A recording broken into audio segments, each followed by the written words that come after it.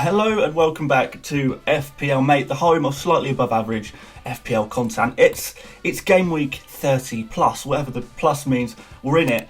We're back with a bang, and we're gonna carry on this YouTube FPL grind with a free hit draft video. So a lot of you might be thinking of playing the free hit this week. Bear in mind, if you do play the free hit, it's going to cancel out all of your unlimited transfers that you've had this week. So it will take your team back to whatever it was when technically the last deadline of game week 38 passed. So whatever your team was then is what you'll be left with if you choose to do the free hit. But I'm pretty happy with my team. I made a couple of changes throughout the off season, if you like.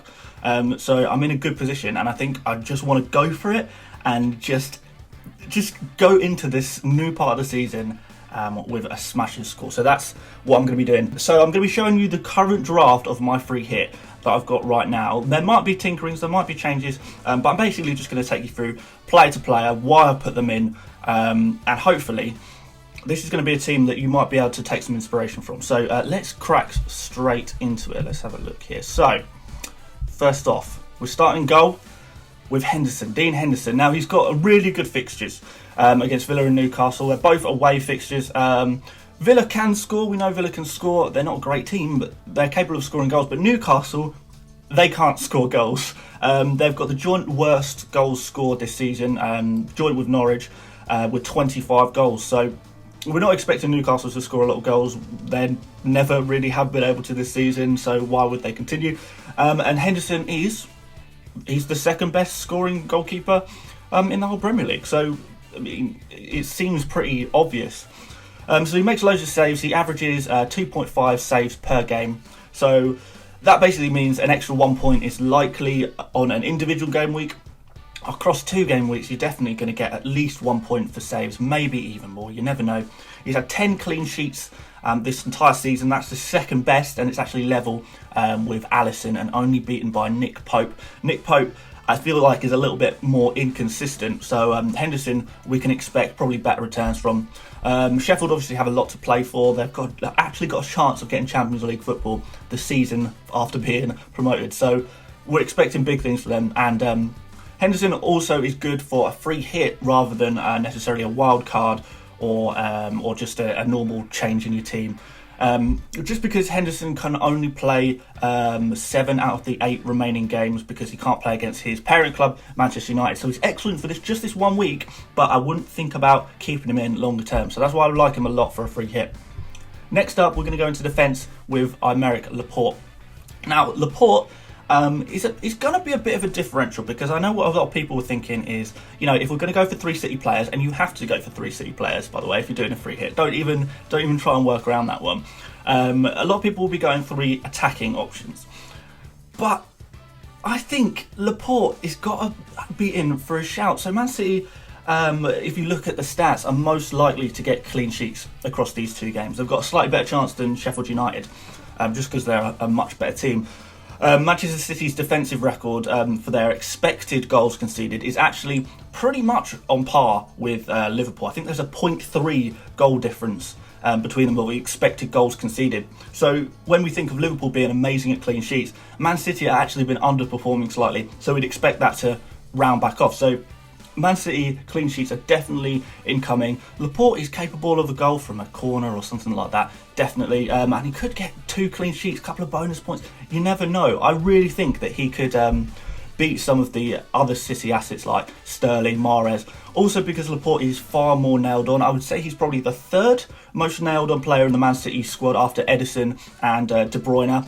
An interesting stat is the last 3 games he started just before the break. He was just returning from injury. In those 3 games that he started, Manchester City had 3 clean sheets. So obviously he's massively important for them. And for the 2 games that he didn't play, they didn't get clean sheets. So we expect now he's back, he's fully fit. Hopefully he's starting every game. Hopefully City realise, okay, we need this guy in defence. We'll perhaps rotate the second defender, we'll perhaps rotate the wing-backs, but Laporte will be nailed on. He is a little bit expensive at 6.3 million, but he's low ownership, and I really think he's going to be a good differential against someone like Sterling.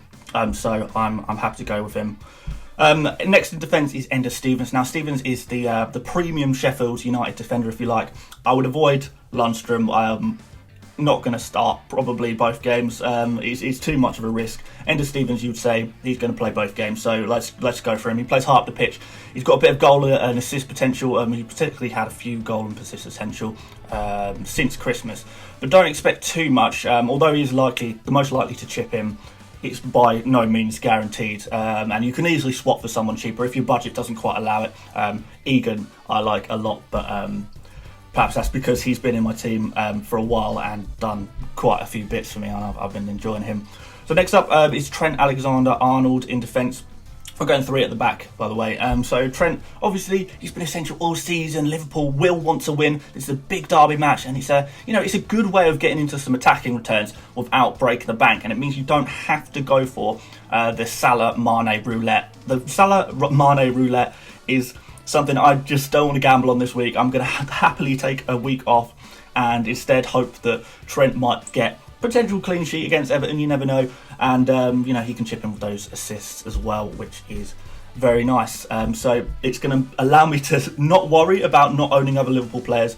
And I know he's not got a double, but, he's been essential all season, arguably the most essential player with De Bruyne. So you've got to keep him, I would say. And speaking of whom, first name on the whole sheet should be Kevin De Bruyne. Now, last time he played against Arsenal, 2 goals and an assist for 19 points.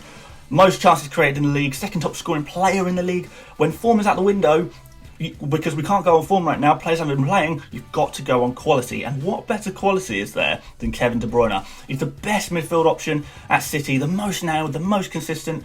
But unfortunately, he's not a differential at all. So whilst he is so awesome and so essential, if he does well, don't necessarily expect him to rocket you up the leaderboards. He won't do that, but if you don't have him and he bangs, then you're screwed. So you've got to stick it in.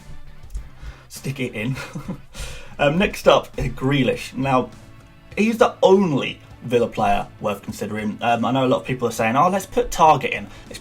But a Villa defender, I'm not expecting any clean sheets from Villa. I mean, I'm not even expecting them to get 2 points per game, Target this is, because it's just going to concede a load of goals, get minus points, and you may as well just pick someone else in defence. But anyway, I'm diverting from the point. So Grealish, they are rubbish, but they can score goals.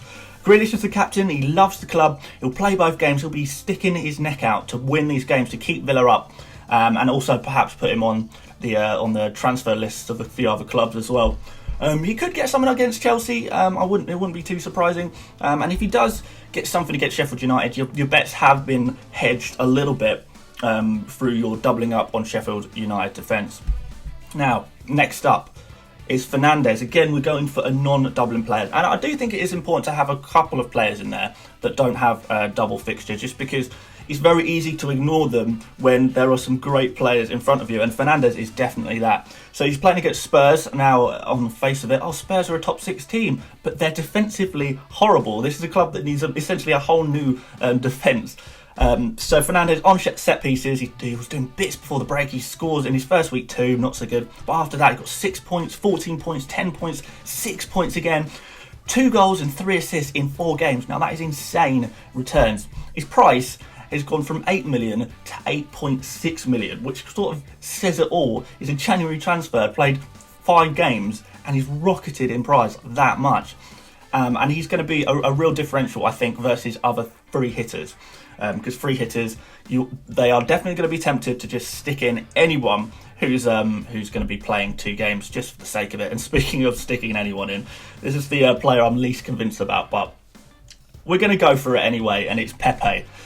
Really good before the break, goal and assist, 2 assists versus Newcastle. He got an assist versus Everton. He did blank against West Ham, but he's an explosive player. He's very exciting to own. He is a bit of a risk, and he could easily play 1 game. And even if he plays that 1 game, you might get nothing. So it's a risky one, but I do like him, and he's very good to watch, especially if you own him.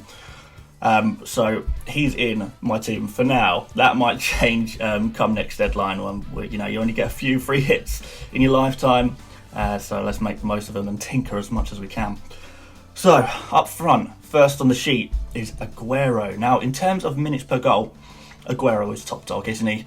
The question is always how many minutes he'll actually get. He probably won't start both games, but he'll probably feature in both, which will be more than a usual game week where he perhaps only gets 70 minutes. In this game week, he might get sort of 90, 100, something like that minutes, which is still good. So City create lots of chances, as we know. Aguero's expected goals per 90 is just under 1. So if he plays just over 90 minutes, we'd expect a goal, right? He's an explosive, very exciting player to own again. And you know that he could be that difference maker this game week. You know he could come out with like a 20, 25 pointer. I know it's unlikely, but it's possible. So if I didn't own Aguero for this game week, I'd be pretty worried. But then again, I wouldn't necessarily want to own him for weeks going forward. But still, this week, you've got to have him. You've just got to have him. So next up, Aubameyang. He's the best Arsenal option. We all know this. He's arguably the only Arsenal option, a lot of people would say. So he's captain of the club, probably nailed on for both games. He's a genuine captaincy option. If you fancy a little bit of a risk, obviously De Bruyne is going to be the safe option. He's a little unpredictable, but that could be mitigated a little bit by having 2 games. He's had a few 10-pointers, 10-point plus games over the course of the season. He scores loads of goals. I'd say he's a pretty safe bet to stick in your team, and he should be definitely one of the first on your team sheet as well. So finally, we're going for a bit of a differential. I know a lot of people are tripling up on the Sheffield United defence, but I'm not a risky FPL manager, and I don't quite like it, so I'm going to go for a differential in McBurney. Now, Sheffield United are not known for scoring, but if they do, the most nailed on forward is McBurney. I know a lot of people look at the stats and say, Liz Mousset has scored more points over the season, but he's not as nailed on as McBurney. So McBurney takes a lot of shots. He does get a lot of big chances. He has been underperforming on his stats. So I'm kind of thinking maybe across 2 games he'll have his shot. I don't know, a bit of a differential, a bit of a punt, but I quite like it. So that is the team. And on the bench, we're just going to stick fodder because let's go full bang and just go all in on the first team. Across 2 games, you'd expect all of them to play unless something tragic happens, but we can keep an eye on the news press conferences towards the deadline. So yeah, just fodder on the bench with Guendouzi I've got there because obviously he's got the double up. You'd think he might play some part in 1 game, if not 2. So if you do have an absolute nightmare and one of your players doesn't play either game, you've got Guendouzi there just to cover you as the first sub.